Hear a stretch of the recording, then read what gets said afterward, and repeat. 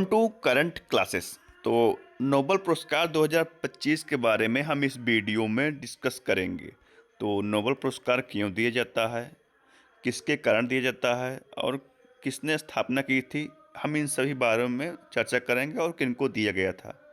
तो नोबेल पुरस्कार क्यों दिया जाता है? नोबेल पुरस्कार का शांति पुरस्कार उन व्यक्तियों या संगठनों को दिया जाता है जिन्होंने विश्व में शांति को बढ़ावा देने, संघर्ष को सुलझाने और मानवाधिकारों को आगे बढ़ाने में महत्वपूर्ण योगदान दिया है, इसीलिए उनको दिया जाता है। यह पुरस्कार विज्ञान, साहित्य, शांति, अर्थशास्त्र के क्षेत्रों में असाधारण योगदान देने वालों को दिया जाता है। तो पहले जानते हैं नोबेल पुरस्कार अल्फ्रेड नोबेल के बारे में, जिन्होंने नोबेल की स्थापना की थी। तो यह स्वीडिश वैज्ञानिक, इंजीनियर और उद्योगपति थे। इनका जन्म 21 अक्टूबर 1833 में हुआ था। तो कहाँ हुआ था? यह हुआ था स्टॉकहोम, स्वीडन में, और निधन का 10 दिसंबर 1896 में हुआ। इन्होंने 1868 में डायनामाइट का आविष्कार किया और डायनामाइट के गलत इस्तेमाल से दुखी होकर अपनी वसीयत से लगभग 94% संपत्ति एक कोष में देने का प्रावधान किया।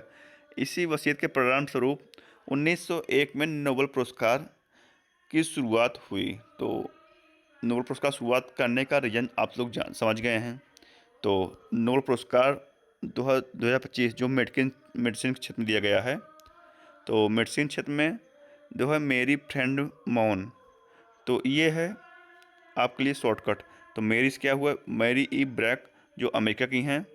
फ्रेड से है, फ्रेड से कौन है? राम से डेल कौन है? अमेरिका के हैं।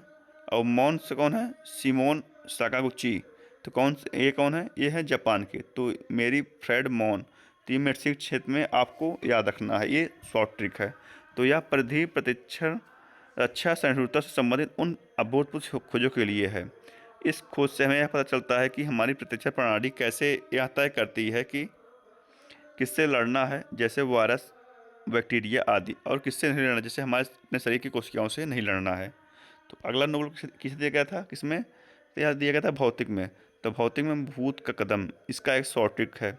तो भूत का कदम, तो भूत का कदम आपको क्या है?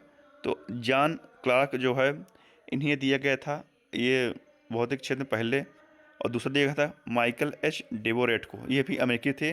और जॉन एम मार्टिनिस, तो इन्हें भी दिया गया था। ये तीनों अमेरिकी थे। तो इस पुरस्कार एक विद्युत परिसर में स्थूल क्वांटम यांत्रिक सुरंगन और ऊर्जा प्रमात्रीकरण की खोज के लिए मिला है। तो अगला किसे दिया गया था? नोबेल पुरस्कार दिया गया था रसायन क्षेत्र में। तो रसायन में किसे दिया गया था? तो पहले दिया गया था सुसुम कितागावा को, ये जापानी थे। दूसरा दिया गया था रिचर्ड राफ्सन जो ऑस्ट्रेलियाई थे, इन्हें दिया गया था। और उमर यागी कौन थे? ये अमेरिकी थे। तो इन्हें भी दिया गया था। 3 लोग को रसायन के क्षेत्र में नोबेल पुरस्कार दिया गया। और इन सबको इन्हें धातु कार्बन ढांचे के विकास के लिए, ये धातु कार्बन ढांचे जो हैं एक तरह के स्पंज जैसे पदार्थ होते थे, जिनके अंदर बहुत छोटे छोटे छेद या खाली जगह होते हैं। इन पदार्थों का इस्तेमाल बहुत जगह किया जा सकता है, जैसे हाइड्रोजन या मीथेन गैस को सुरक्षित करने में, दवाओं को शरीर के अंदर सही जगह पहुंचाने में। तो रसायन क्षेत्र में इसीलिए दिया गया है। अगला है अर्थशास्त्र के क्षेत्र में। तो अर्थशास्त्र क्षेत्र में कौन है? तो पीटर हाविट जो है कनाडा के, इन्हें पहले दिया गया था। तो जोएल मोक्योर अमेरिकी हैं, इन्हें दूसरा दिया गया था। और फिलिप एगियान ये फ्रांसीसी हैं, तो इन्हें तीसरा नोबेल पुरस्कार दिया गया था अर्थशास्त्र क्षेत्र में। तो इन तीनों अर्थशास्त्रियों को यह सम्मान नवोन्मेष आधारित आर्थिक विकास पर उनके गहन शोध के लिए मिला है। इन्होंने यह सिद्ध किया कि किसी देश की प्रगति केवल पूंजी या श्रम नहीं, बल्कि नवाचार और प्रतिस्पर्धा पर निर्भर करती है। तो अगला जो है शांति में नोबेल पुरस्कार। तो शांति में जो है नोबेल पुरस्कार दिया गया था किसे? मारिया कोरिना मचाडो, ये हैं वेनेजुएला की।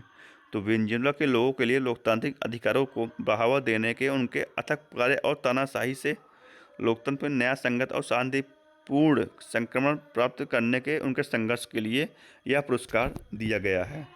तो अगला पुरस्कार किसे दिया गया था? यह दिया गया था साहित्य के क्षेत्र में।